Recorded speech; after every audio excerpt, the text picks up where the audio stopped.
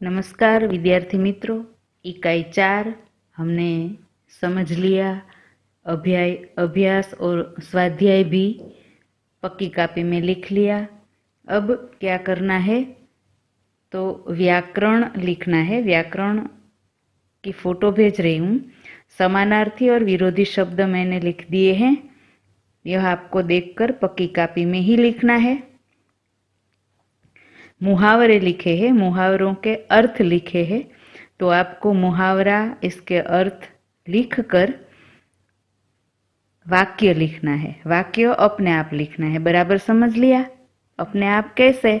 तो अगर आप इकाई में से चाहे तो इकाई में से भी लिख सकते हो, या फिर अपने आप नया वाक्य बनाकर भी लिख सकते हो। व्याकरण पक्की कॉपी में पूरा लिख लिया।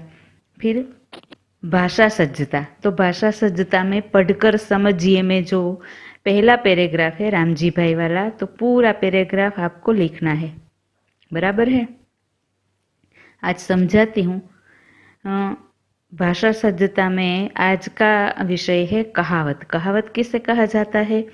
तो कोई ऐसी उक्ति, ऐसा वाक्य जो लोगों के अनुभव पर आधारित कही गई हो, किसी घटना या प्रसंग का वर्णन करते समय कही गई हो, उसे बाद में समाज में रूढ़ हो गई हो, उसे ऐसी बात या उक्ति को कहावत कहते हैं। बराबर समझ लिया क्या? तो कोई घटना या प्रसंग का वर्णन करते हैं तो उस समय कोई ऐसी उक्ति, कोई ऐसा मार्मिक वचन, ऐसा मार्मिक कथन जो समाज में रूढ़ हो गया हो, उसे कहावत कहते हैं। उदाहरण से समझते हैं तो रामजी भाई ने भैंस खरीद कर दूध घी बेचा और उसके गोबर की खाद से खेतों की उपज भी बढ़ाई। तो उसमें कहावत कैसी है? तो यह तो आम के आम और गुठलियों के दाम वाली बात हुई। कैसे? तो यहाँ रामजी भाई भैंस के दूध को बेचकर पैसे कमाते हैं, भैंस की गोबर में से खाद बनाकर उसका भी उपयोग कर लेते हैं। इस प्रकार दूध और खाद दोनों का उपयोग करके मुनाफा कमा लेते हैं।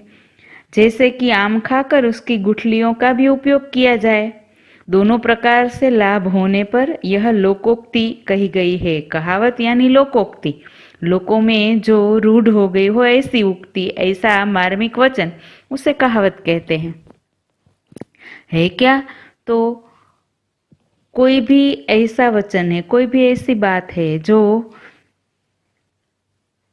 कभी ऐसा ही प्रसंग, ऐसी ही घटना दूसरी बार जब घटे तब वही पहले वाला प्रसंग, पहले वाली घटना की उक्ति दूसरी बार कहीं भी ऐसे ही जब घटना के बारे में बात करते समय प्रयोग की जाए तब कहा जाता है उसे कहावत। बराबर है? बराबर समझ लिया? करना क्या है, तो कहावत सिर्फ समझना है आपको। भाषा सज्जता में पढ़कर समझिए में जो पूरी रामजी भाई वाली बात लिखी है वह आपको अपनी पक्की कॉपी में लिखना है। याद रहा आपका आज का गृह कार्य? सबसे पहले इकाई 4 व्याकरण लिखना है। व्याकरण में समानार्थी विरोधी लिख दिए हैं, यह देखकर लिखना है। फिर मुहावरे लिखने हैं, मुहावरे के अर्थ है, मुहावरे के वाक्य आपको बनाकर लिखने हैं। बराबर याद रहे, अर्थ के वाक्य नहीं बनाने हैं, मुहावरे के बनाने हैं।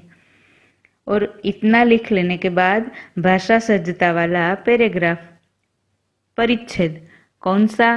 तो पढ़कर समझिए वाला है, वह परिच्छेद आपको लिखना है। इसके नीचे पढ़कर समझिए और 4 कहावत दी गई है। अगले तास में यही 4 कहावतें हम समझेंगे। इसके नीचे भाववाचक संज्ञा और समूहवाचक संज्ञा दी गई है। तो यह तो हमने अगली इकाई में लिख लिया है और सीख लिया है, इसलिए इसको अब लिखना नहीं है। आपको क्या करना है? सिर्फ रामजी भाई वाला पैराग्राफ ही लिखना है। बराबर है?